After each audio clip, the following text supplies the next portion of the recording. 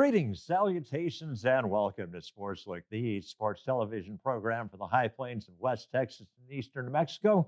I'm your host, Doc Elder, and even though Saturday put the brr in October, we've got some games that definitely heated things up, and we've got the players, coaches, and highlights to prove it. We'll have Ty Hyatt from Greyhound Football. We'll have Michaela Garvin and Callie Nelson from Greyhound Volleyball. We'll have a high school spotlight featuring Andres and Quintana. I'll finish up with an overtime, but as always, I'll start out with an Eastern recap.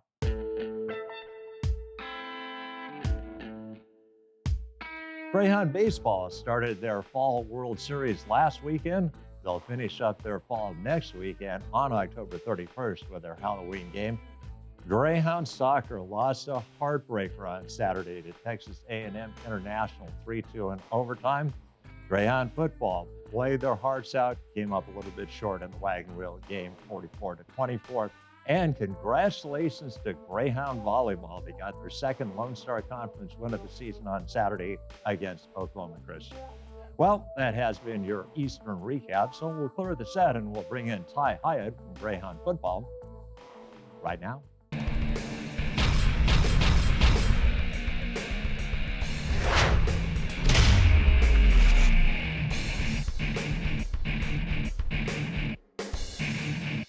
Welcome back to Sportslook, and we welcome back to the set the head coach of Greyhound Football, Ty Hyatt. And Coach, you've probably been involved in a lot of rivalry games over the years, but pretty hard to top the wagon wheel game when it comes to college rivalries.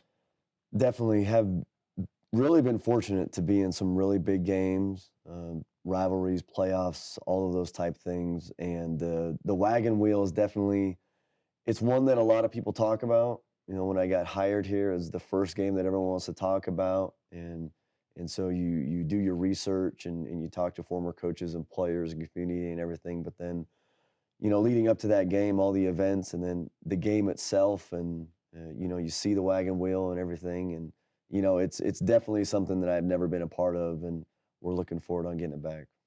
And sometimes in a situation, it can be overhyped. I mean, you can get your players too emotionally up, and then it's really hard to get them focused. But after WT scored to start out the ball game, you guys marched the ball right down the field and scored, and it didn't seem like you were daunted by the moment at all.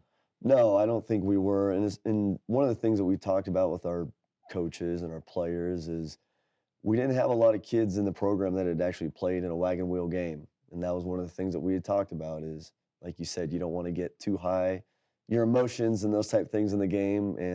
And I thought our kids battled really well right after they scored and to respond and kept fighting there in the first quarter. It was a game that was evenly matched in many respects. First of all, both teams came in with 3-3 records, but both teams came in with the same number of wins in the history of the wagon wheel. So one team was going to get a slight advantage this season and a slight advantage bragging rights moving forward, but evenly matched squads.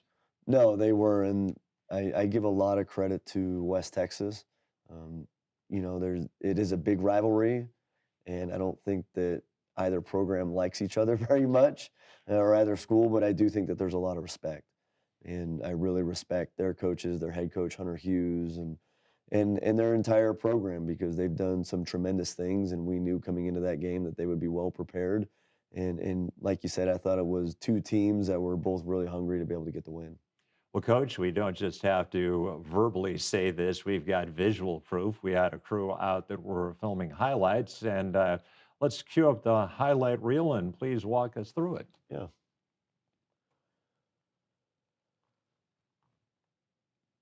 Yeah, so right here, you know, this is one of those things, anytime you can get the ball to number 2, Justin Manyweather, he is just a, you know, tremendous player, all the above, but probably just as tremendous of a teammate as you could ever ask for. Thought it was a great throw by Nate, great protection, and here's Justin, and you know Justin's been one of the top return men in the Lone Star Conference now for 2 years, and so anytime that he's able to touch the football, I think that it's a great thing for our team when we're able to get him out in open space. You know, and again, you know, we talk about Justin a lot, but one of the things that we talk about on offense, sometimes it's not about plays per se as it is players. So we try to always get the football to our players in space and those type things. And right here, I thought we were going to be able to score. Another receiver that's done a tremendous job for us this year, senior Zach Fields, had multiple games with multiple touchdown catches. Almost get in here, but then I thought this was great for our kids to be able to fight and finish because we hand the ball off to our senior Curry Thompson, and Curry does a nice job being able to make a defender miss, get in the end zone, and be able to score that last touchdown before the game was over.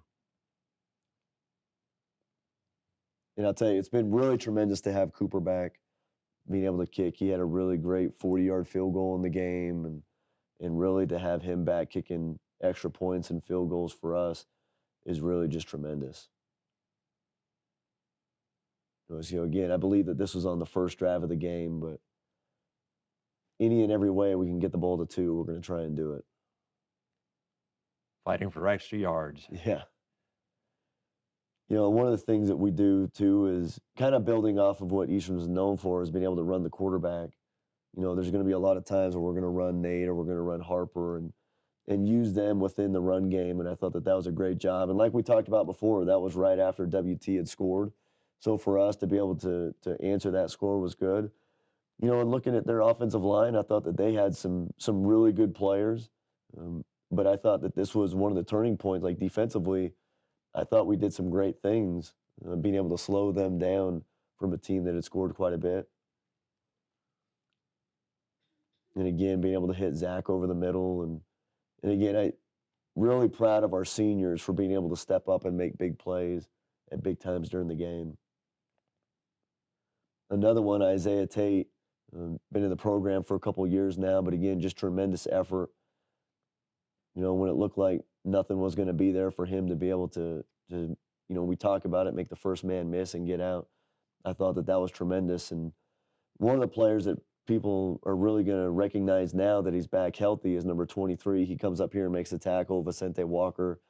Vicente was an all-conference safety for us back in 2019, and to have him back making plays is just tremendous. And then really, again, we talk about being young, but one of our freshmen, Cameron Santa Cruz, an in-state player for us. I think Cam has really played tremendous all season and for him to make a great play on the ball like that, I thought was just great. Yeah, and I mean, if you take away points off of turnovers, you played West Texas to an even game. No, we did, and that's one of the things that we had a great practice today, very competitive and spirited, and that was one of the things that we had to work on in practice, is that we take ownership of those mistakes, and we can't turn the ball over 6 times in a game and expect to win. But the positive thing that we're going to look at is that those were things that we did. Again, I give credit to WT for making those plays and turning those into points, but we feel like those are things that are within our control, and that's really was our focus today at practice, and we'll be moving forward. Well, speaking of moving forward, next up for the Greyhounds, you've got a trip not to Odessa. I thought that we were going to be playing at Ratliff Stadium, but it turns out we're actually going to be playing at either Grande or Grand High School, depending on the way you pronounce it in Midland. No, and that was one of the things we had really not looked past WT. We always tried to treat every week the same as far as when we're traveling, all those type things. And so after we got done with the film on Sunday, we looked up exactly. We figured we were going to Ratliff, and no, we're going to Midland. But it'll be a nice little trip for us. We'll be able to go down there in a day. And it's a really good team. They're 4-2. One of their losses was to an FCS school this year in Abilene Christian, who's doing really well. But UTPB, they just lost to Angelo. And you look at the week prior, WT beat Angelo. So I really think in this conference that we've talked about before is that the team that practices really well that week and gives tremendous effort and prepares to play well on Saturday and then goes out and executes the game plan is going to have a chance to win. And we feel very good about our kids going down to Midland and playing hard and competing in that game. And actually, for you guys, it's just a day trip. It is. No, and that's one of the things. I know our kids sometimes look forward to staying in the hotel. They look forward to the trip. It's one of the things that as coaches we don't have to stress as much about because now we're not at the hotel having to do room checks all the time and get up, hey, is everyone in their room? Is everyone doing what they're supposed to? All of our kids are able to sleep in their own bed. I know that I'm looking forward to that. And then we'll get up early that morning and we'll do our walkthrough here at Greyhound Stadium and get on the bus and make the nice little 2.5-hour drive down to Midland and get ready for the game. Well, obviously, there are many facets to the game of football. You'd like to really be proficient in all of them, but when it boils right down to it, what's the one thing you guys are going to have to do well if you're going to beat the Falcons? We have to win the turnover battle. I think that's something that when you look at sitting at 3-4 now, the games that we've won, we have won the turnover battle. When we play Midwestern, who was top 15 in the nation at that time, go to overtime, we won the turnover battle 3-0. So I think that's the stressor for our team, and the point of emphasis is that we take care of the football, that we really work on taking the football away on defense. Because when you have a young football team, 2 years from now, that WT game, I'm not sure you can overcome 6 turnovers, but you can overcome a couple and respond when you have a team full of older kids. When you have a young team, which is what we have, and our kids are playing extremely hard, it's really hard to overcome those key turnovers and giving the other team extra opportunities to make plays. And so that's going to be the biggest thing for us this weekend is win the turnover battle. And like we always tell our kids, if we have one goal every game, and this week it's the turnover battle, if we do that come the fourth quarter, we're going to have a chance to win that game. Well, Coach, I wish you the best of luck, and let's hope the next Monday we can see the Greyhounds at 4-4. We'll work at it. Thank you. All right. Well, that is going to wrap up the first interview segment. So what we'll do is we'll clear the set and we'll cue up a high school spotlight courtesy of Kiki and Andres right now.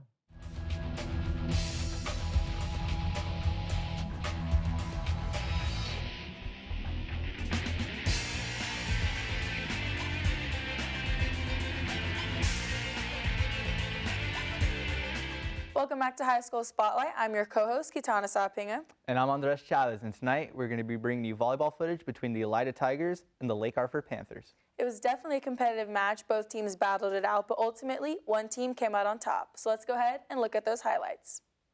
Starting off with the free ball from Lake Arthur, Elida is able to terminate as number 11 Lily Anthony gets the kill.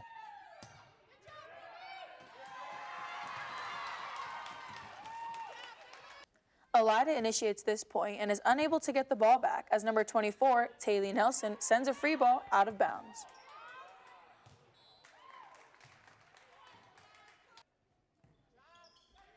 The Tigers will get another free ball opportunity and are not able to answer as Anthony swings into the net at 9-7 in the first set. Elida will serve to get Lake Arthur out of system, but number 11, Carla Lopez, will find the court on a cross-court shot. Then Lopez will send over another free ball, but this time Elida is not able to terminate as Miller swings into the net. The Tigers will get another free ball and execute a kill from the right side.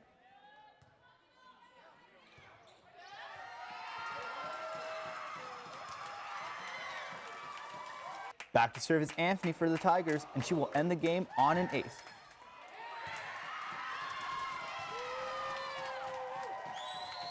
The final score of the match was 25-14.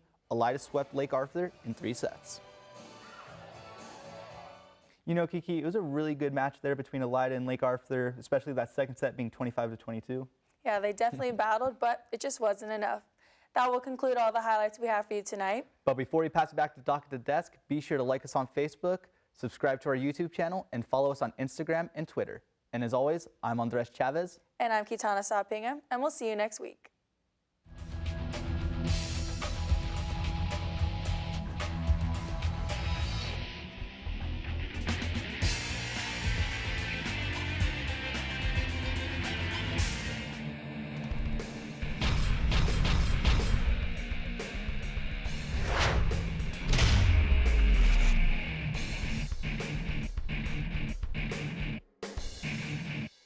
Welcome back to Sportslook. Thanks to Andres and Kitana for that high school spotlight. And now we bring to the set for the very first time two members of the Greyhound volleyball squad.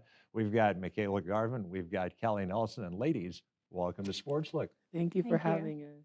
Well, Michaela, we'll start out with you. Your ancestry with Eastern New Mexico University runs pretty strong. Yes, all of my aunts have played here, volleyball and basketball, and my dad played football. So, And to show you how old I am, they were both students of mine. And you were a student of mine, so yes. I feel so honored. And Kelly, let's talk about you. Where are you from originally, and what was the process that got you to play volleyball for Eastern? I'm from San Antonio, Texas, same place as Kia, but Kia had committed earlier than I had, and Coach Porter came to scout our team and then was interested in me and then started talking to him, and then that's when I came to my commitment. And was volleyball always your love and your passion, or did it become your love and your passion as you played other sports growing up? I've pretty much been always since I was like 9 years old, I'm pretty sure. So a long time. And Michaela, I'll ask you, I think I know the answer, but has volleyball always been your sport? Yes, I tried basketball for a second, but I don't like to run that much. So, Well, you got to have the lateral quickness in the sport of volleyball, and yes. you've got that. Well, Michaela, obviously, you, I'm sure, Callie, could have gone other places and, you know, a little bit of family connection pulling you. But what really was it finally that got you to Eastern? I just really love the environment. It feels like home to me. So coming from San Antonio, I didn't feel any major transitional shifts, which was awesome. Just for so many reasons. I love the coaching staff. I love my teammates, and this town is small, but the people make it so worth it, and I love it here. And Callie, I'll ask you the question, was it the fact that you already knew a person that was going to be here? Was it the coaching? Was it the community itself?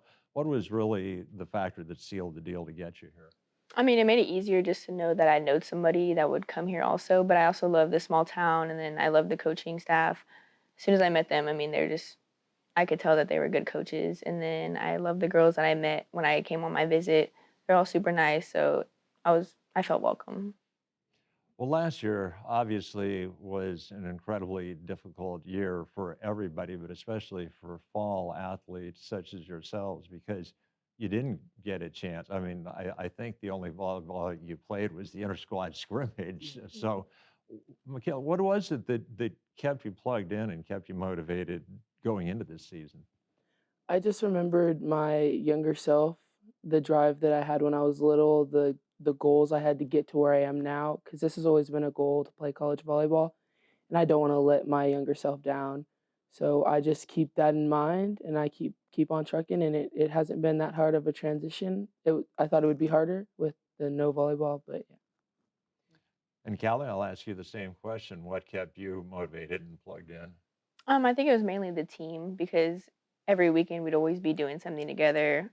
Kind of felt like a family. I didn't want to, I didn't want to leave anybody, and I liked my environment, so. Good to know. Speaking of on the weekends, well, you were occupied this weekend. You had a volleyball match on Friday night. You had a volleyball match at noon, and we actually had a crew out that was filming highlights. We've got a highlight reel, so we'll cue it up. And ladies, please walk us through it. Yes. So this is our game against Arkansas Fort Smith. This was Friday night's game. We did lose the game, but we had some really good moments. Yeah, I think we played really well together as a team in this game, like just keeping each other positive, even though we might have been down some points, but still we're coming together after every point. That's something we've been doing really, really well as a team, is just staying together, staying positive, keeping our heads up. That's been one of our main goals.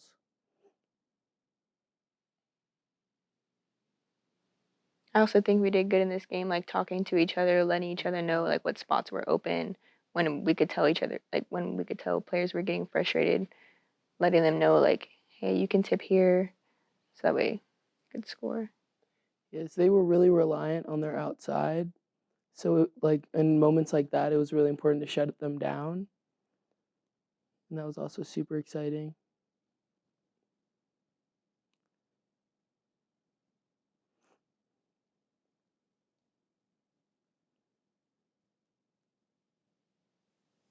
Okay, Audrey.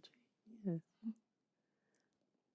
We were also trying to keep them really out of system, with our serving and, like, our shots. Just trying to Yeah, serving the middles to keep them Mhm. out of system so they can run their middle. 'Cause they ran their middle Yeah. a lot Mm, more than Teams we've seen already, so. Mhm.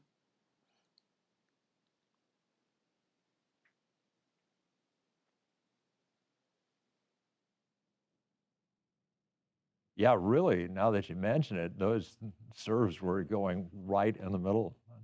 Yes. They had one of the taller girls that we'd seen, she'd been 6'5", so that was also fun to work around because, I mean, that's very tall, very lengthy arms. Kelly, good job of being alert on that play. He didn't fake you out. Yeah, I think we did a good job of avoiding the middles, like on the block, because we got a lot of points hitting sharp, like towards the setter. Yeah, for this specific game, we had sharp cross and cross was the go-to. There again, good job.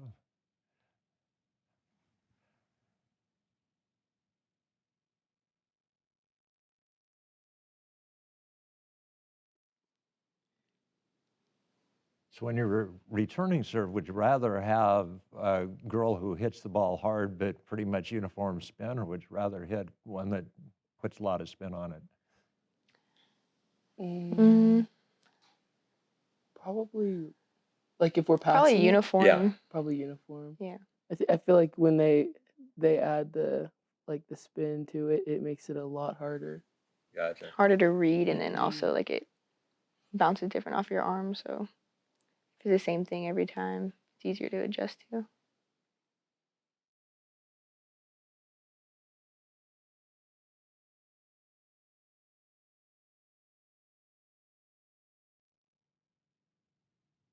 Yeah, that's the position that you've been looking for a girl at libero. Seems like you found one this weekend.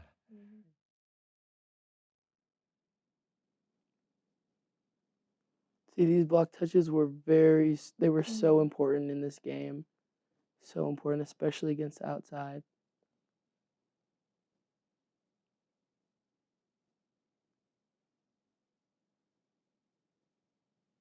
Got to take advantage of those free ball opportunities. And there Mhm. you do. Yes.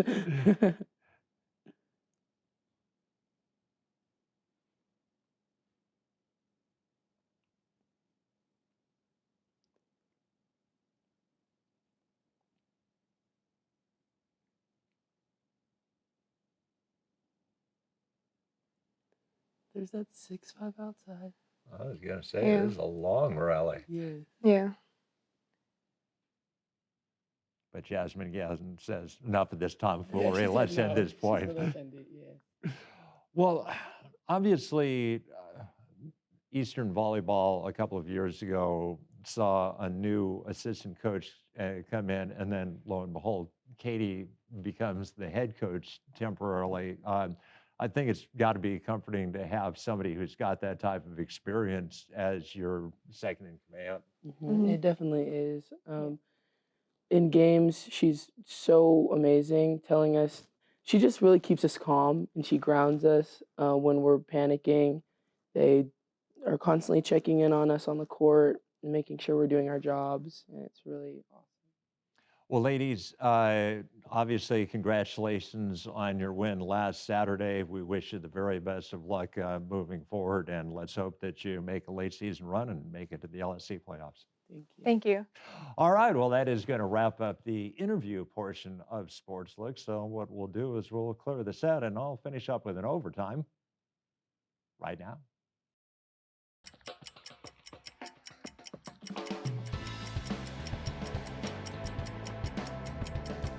Congratulations to the Chicago Sky. They won their first WNBA championship earlier this week. Second leading scorer for the Sky during the playoffs, the great Candace Parker, who played her high school basketball in, you guessed it, Chicago. So I guess that Bon Jovi and Jennifer Nettles were right. Who says you can't go home? Well, that is going to finish up in overtime, and that will finish up an episode of Sportslook. I'd like to thank my guests, Ty Hyatt, Michaela Garvin, and Callie Nelson. I would like to thank Andres and Kitana for the high school spotlight. Had a floor crew directed by Ms. Erica tonight. So for all those aforementioned people, this is Doc Elder saying, so long.